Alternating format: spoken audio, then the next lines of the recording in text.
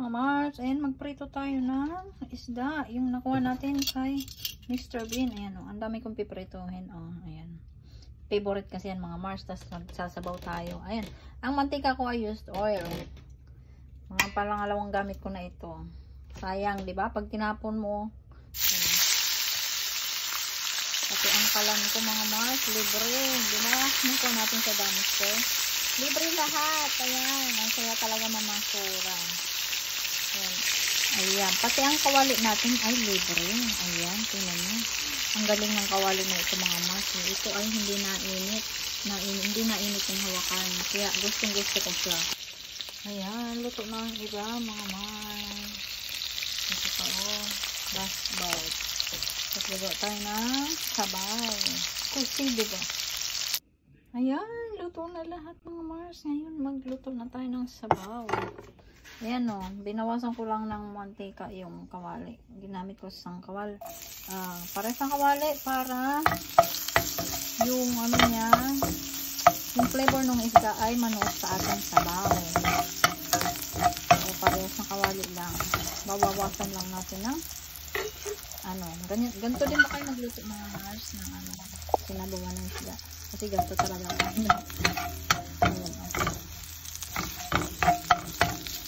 libre lahat ang ating lahok. Ayan. Diba?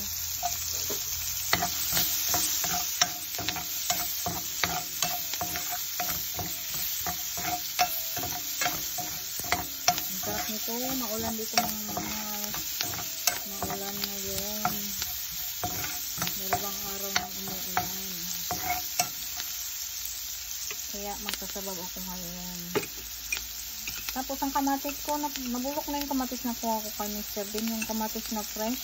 Pero ang nagagamitin ko ay yung kamatis na salatang nakuha din natin kay Mr. Bean. Ayan. Kamatis na may herbs. Ayan, nakuha natin kay Mr. Bean. Ayan. Sarap tong sinabawan sa malamig na panahon. Diba, mga Mars? Lalo pag maulan, ay sarap. Ayan. Kasi lagyan natin ng tubig. Ayan. Sarap ng tubig. Diba? Ang flavor niyan.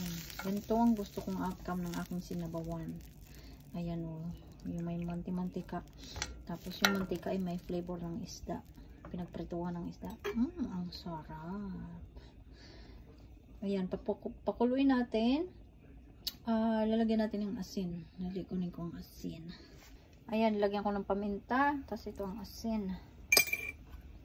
Haluin natin ang bahagya. Ayan. Ay, excited na akong kumain, mga Mars. Diba? Ang sarap. Tapos, lagyan natin ng lemon. Dahil wala akong kalamansi. Ang lemon din na galing kay Mr. Bean. So, completos ricados, mga Mars, libre lahat. Ayan, kung hindi ka maarte at gusto mo makatipid at dito ka sa Amerika, mamasura ka. Ayan, maging practical. Dahil ang mga bilihin ngayon ay kamahal na. Sobrang mahal ng bilihin ngayon. Diyos ko po, doble na. I'm sure dyan din sa Pilipinas. Dito sobrang mahal. Kaya maswerte kami at nagpapasalamat kami at nakakapamasura kami ng mag-asawa. Kasi sobrang laking tipid. Diba? Ang laking tipid. Ayan. Tapos lagyan natin ng, ng gulay. Na galing sa aking garden. Ang gulay ko ay syempre, parang nasabi ko lang tayo nito. Ang talbos ng kamote na aking tanim. Ayan. Hindi ako nakakuha ng anong tawag noon? Hindi ako nakakuha ng malunggay, mga Mars. Dahil lang ang malunggay ko sobrang taas, hindi ko maakyat yun kasi mapayat lang siya. Pag inano ko naman, mapuputol yung malunggay ko. Ang taas-taas ng malunggay, hindi ko malaman bakit nagkaganon yung sobrang taas. Kaya ito lang muna tayo. Pero puputulin namin ang malunggay tree Dahil magfo-froze na, ipapasok namin sa bahay. Pero kailangan putulin. So sana, hindi mamatay kahit nandito sa loob ng bahay. So magagawa ko ng isang buong kwarto. Doon ko ipapasok yung mga halaman ko.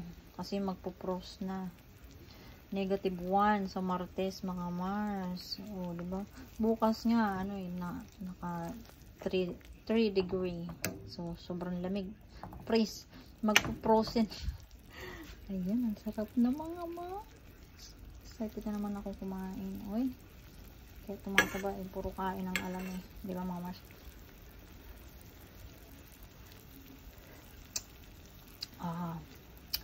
More salt. More salt. Hanggang muna natin. Puro asin. Asan, malapit na maluto mga Mars. Tapos ngayon, syempre hindi masarap pag walang kanin, di ba?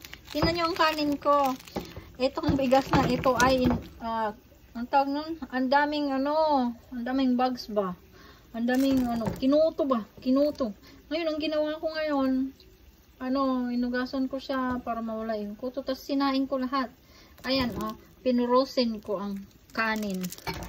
Tingnan nyo, frozen na kanin. Ito ang ating kakainin ngayon. Para hindi masayang yung bigas, tinanggal ko lang yung lahat ng ng kuto ba.